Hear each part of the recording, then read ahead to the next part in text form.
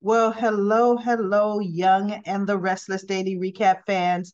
Today's daily recap is for Thursday, September the 1st, 2022. Thursday, September 1st, 2022. Today's episode, we had, some entertaining moments, some interesting moments. Nothing really cliffhanger Friday, but right now they don't have a huge, storyline coming to an end.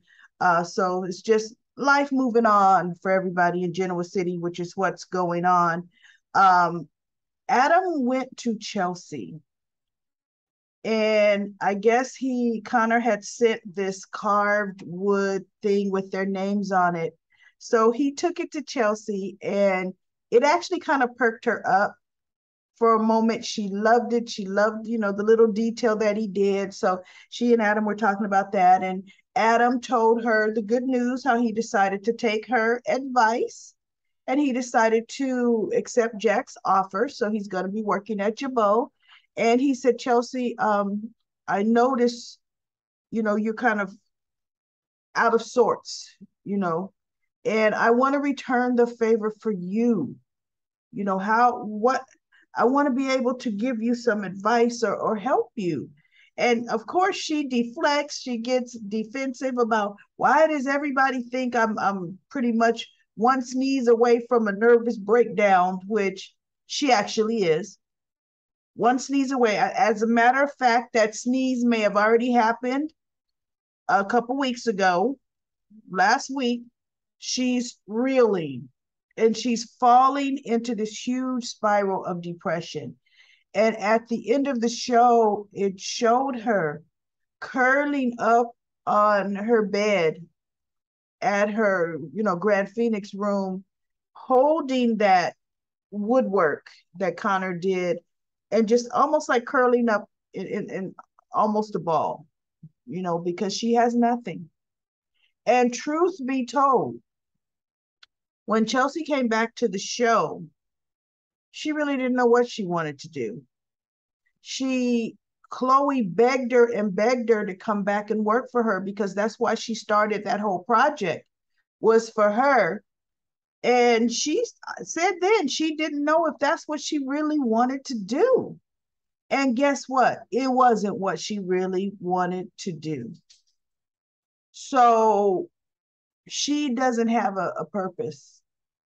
And the thing is, I could see there's no real need for Chelsea's character on the show, right now, because while she was gone, everybody was fine. We were fine. I would not be surprised if they put Connor in boarding school because that's what happens to most kids on the Young and the Restless. Those kids go to boarding school, period, or soap operas in general. That's so crazy. But that's because when they bring those kids back, they age them. On the Young and the Restless, I want to say, out of the kids that grew up on the show, the only ones that they did not truly send to boarding school were Lily and Kane's kids. Charlie and Maddie never went to boarding school. Yes, they did periodically age the children. They just didn't show them for a while. And then when we would see them, they're a little bit older, they're a little bit older, they're a little bit older. Um, and actually, if I really think about it, Summer Newman did not go to boarding school as well. I think Noah did for a minute. Summer, we just blinked one day and she went from 12 to 15. I mean, yeah, I don't think Summer went to boarding school too, but it is in the norm for Young and the Restless to have their children. The children on the show go to boarding school for a year or two and then they bring them back grown almost. Um, so she's just floundering, and we'll see what her next chapter is, if any, if we're really even truly interested in it. Um, and then we have Phyllis. Phyllis goes to Nick and she gives him back. Remember, he gave her millions.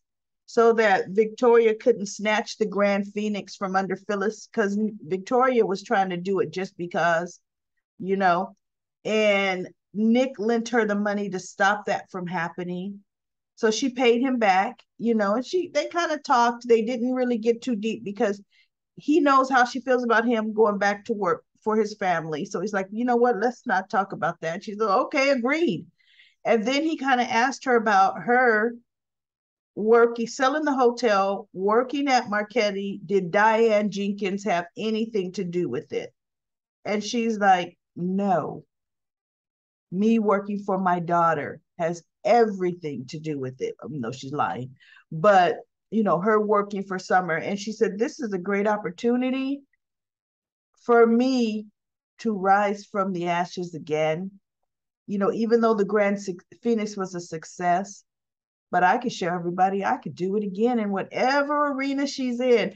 And you know what? I think Phyllis really wants to make a mark, in this business. I really think the reason why she sold that hotel was honestly to make that mark, because she didn't have to sell the hotel. Like she said, it was running like a fine-tooth comb. She could have hired a manager, so I think they may really truly have Phyllis on that Marchetti path. But it was so interesting because Sally comes in and interrupts, and Phyllis is like, oof, we're having a conversation, go away, and Sally's like, I need to talk to my boss about business. And Phyllis is like, well, come back. And Nick is like, no, we've said all we need to say. Sally, come on in.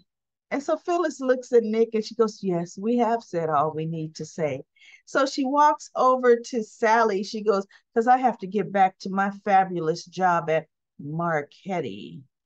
And then she makes some more snide remarks. And then she nuzzles up to Sally, arm to arm. And see, Sally, whenever she's dealing with Phyllis, Sally pretty much keeps her head down because she's truly out of her league with Phyllis. Truly. Even though had Nick not been there, Sally would have tried to be little snipey with Phyllis, but Phyllis would have laid her out. So Sally has learned, don't go up against Phyllis Newman, right? So after she brushed up against her with her arm, she leaned away and she kind of dusted her arm off. It was too cute. And Nick turned his head, and you can see in this picture, he just turned his head and he's kind of chuckling because it's funny to see Phyllis in action. It is. It's comical. I think out of all of the female characters on The Young and the Restless, Phyllis Summers, Abbott, Newman, not Abbott again, but Newman again, is my favorite character. I really like Phyllis. So she leaves, and then Sally comes in to talk to Nick, and then it just ends up being, see, Sally is so pathetic, which is what Chloe, before Sally went there, Chloe just like, oh my God, not laid into her, but tried to talk her off the ledge again because she could see the business decision she was making had everything to just do with Adam and her relationship. And Chloe is getting so tired of it. I could see Chloe quitting, but she really has nothing else going on in her life, right? So now Sally goes to Nick with the same old song, and Nick ends up pointing out this is something to do with Adam. I mean, it's pathetic. It's pathetic.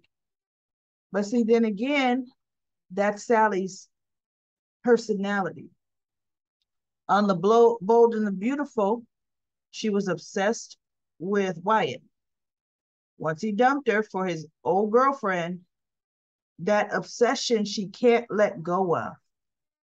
And she can't move forward. That's Sally Spector's, that's her MO, And Lord, once she gets obsessed with Nick and locks onto him, she won't be able to move on. Now, you see, with Jack, it didn't go far enough for her to obsess over Jack. Didn't go that far.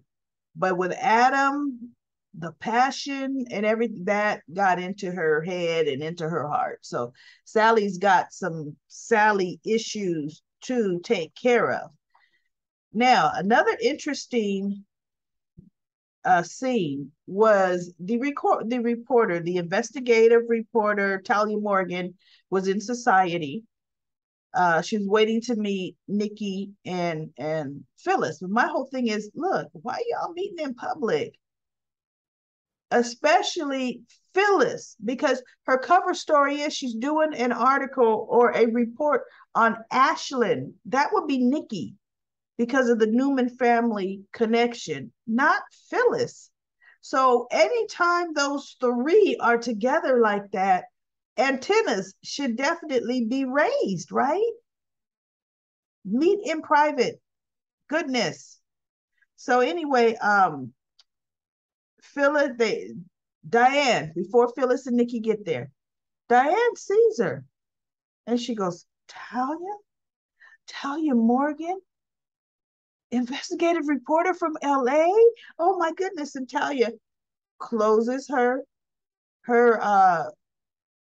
she turns over her little journal book, turns her phone over, and she's like, and you are, she knew exactly who Diane was, right?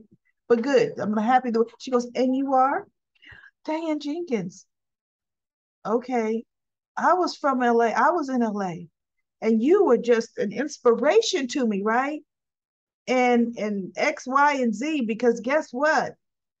I live on the Pacific Coast. I'm talking about me personally. And yeah, that's going to be my connection when I see someone famous from the West Coast. Hey, I lived on the West Coast like you. Okay. And so does millions of others. But anyway, Diane sits down and goes, why are you in a small town?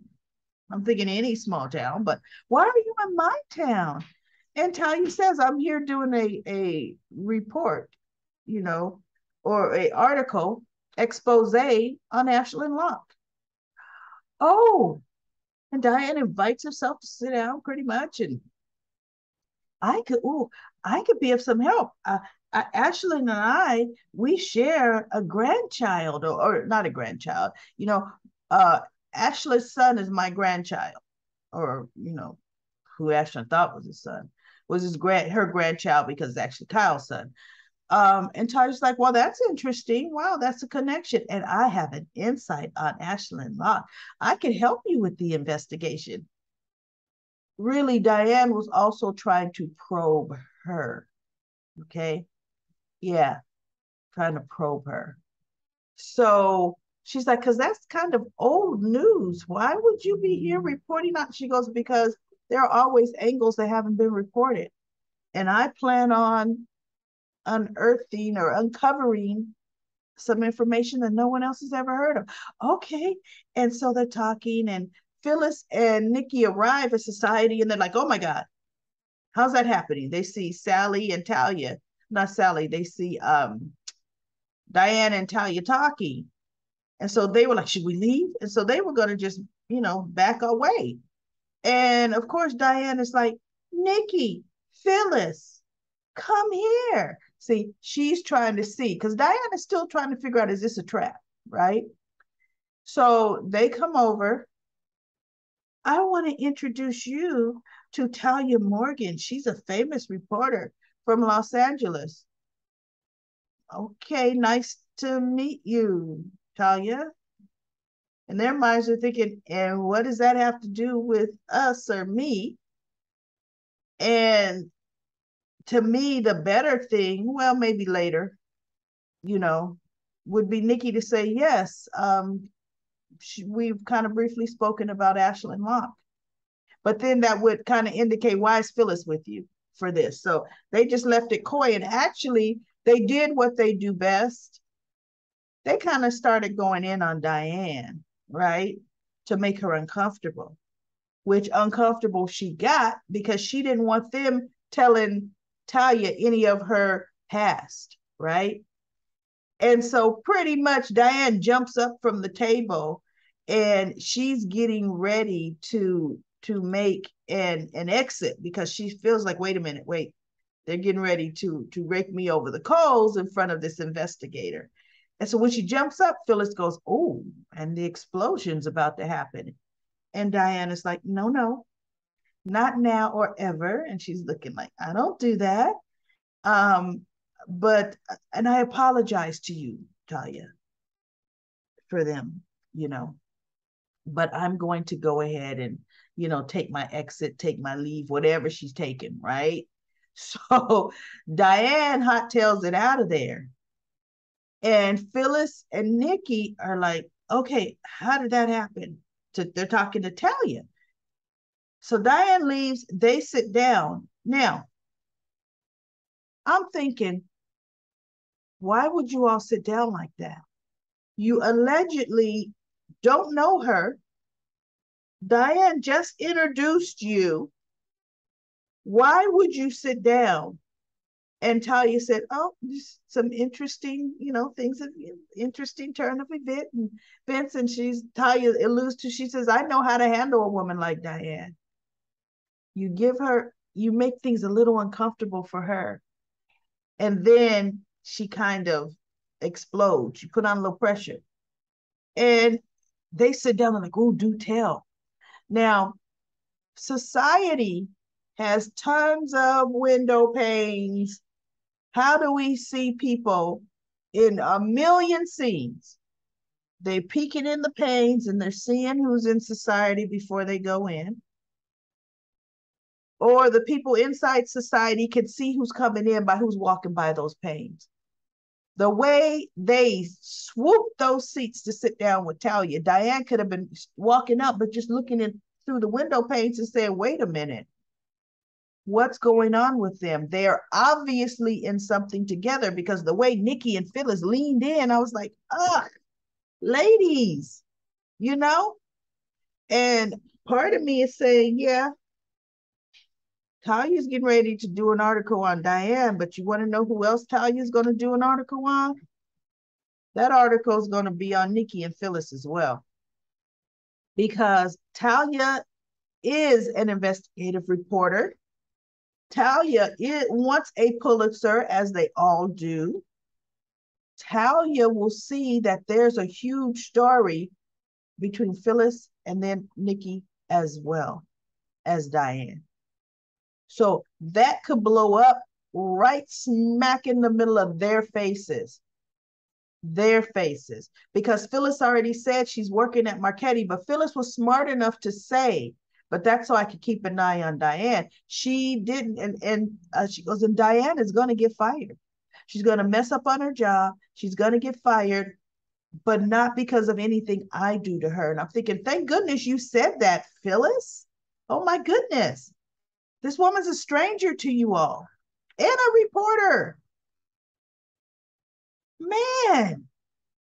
So anyway, that is going to be interesting how this whole little thing is going to backfire on the three of them, and actually Ashley as well, but Ashley is gone, and on their other soap really working. It's amazing. I've never understood, and it usually never happens, that they have a soap actress or actor working on a soap at the same time as they're working on another soap on another network.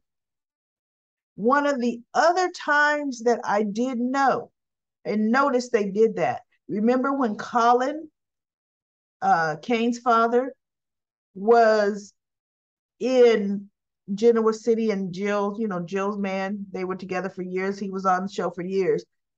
They would actually have Robert Scorpio on General Hospital. That's the character he played, do in and outs on General Hospital when the character was needed. That was one of the only times. But yeah, Ashley is just a constant, reoccurring on Young and the Restless and regular on, I think it's Days of Our Lives. Is that what it is? I don't know for sure. So anyway, that's where that was left. And I was like, oh my goodness, that's sloppy. Things are about to happen. Now let's go to Comic Corner. I have some great comments. Let me get to Let me get to a comment. There is a comment that we had from one of our phenomenal commenters. When I get down to it, she actually commented, made the comment on my General Hospital recap, and then the others were like, "Who is that?" So I said I would say it on The Young and the Restless. Here we go. Let's go to some comments here. Libby, aside from some Ali Noah sex, most of the show was repetitive, psychoanalysis, conversation. Yep, boring. She's wondering if a new stylist, because of the clothes and makeup, is changing, brighter lipsticks and all of that. Well, goodness, how could you tell? Because everybody's been wearing the same thing for a week.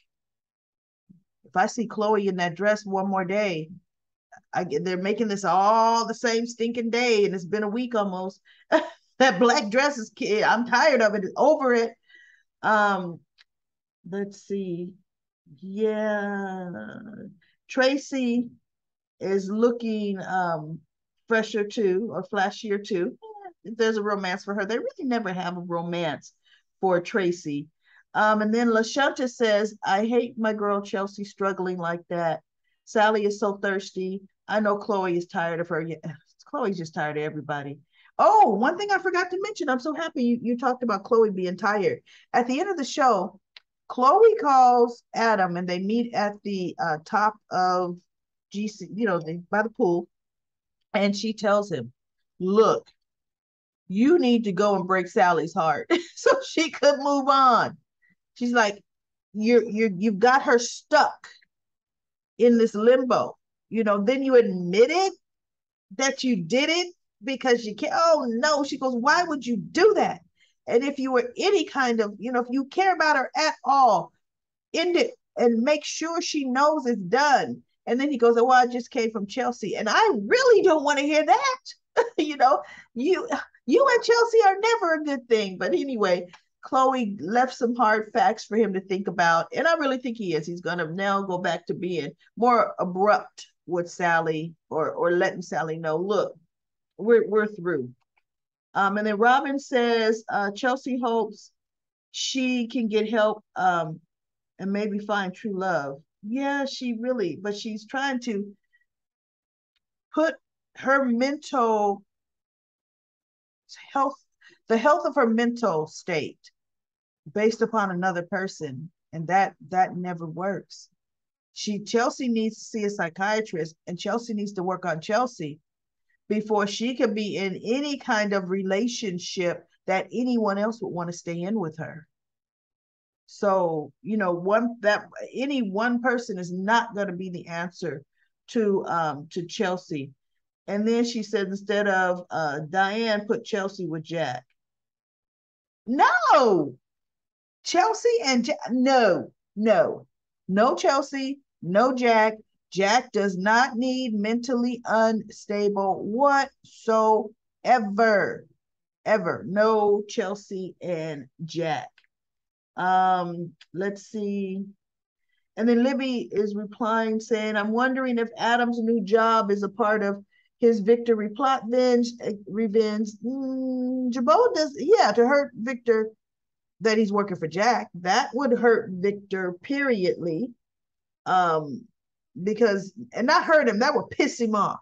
You working for Jabot, those Abbots, my boy. You should be working at Newman Imp. This is your legacy. Yeah, no. And let's see, what else do we have?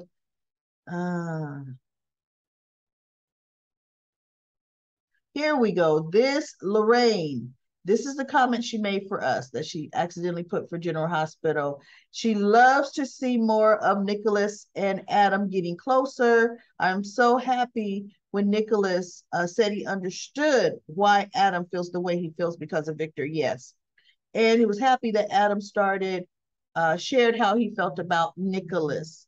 And she just hopes Billy doesn't try to get in Adam's way. Well, he really can't. He works for another company, and only thing Billy could try to say is, Jack, I want to come back, make me your co-CEO. And you want to know what Jack would say? Nope. Jack would say no. So yeah, that was that comment I was trying to find. And then yeah, that's it. That's it for all of the comments on The Young and the Restless. I will be back for Cliffhanger Friday, even though there are no cliffhangers on The Young and the Restless right now. But let's see what tomorrow's daily recap brings.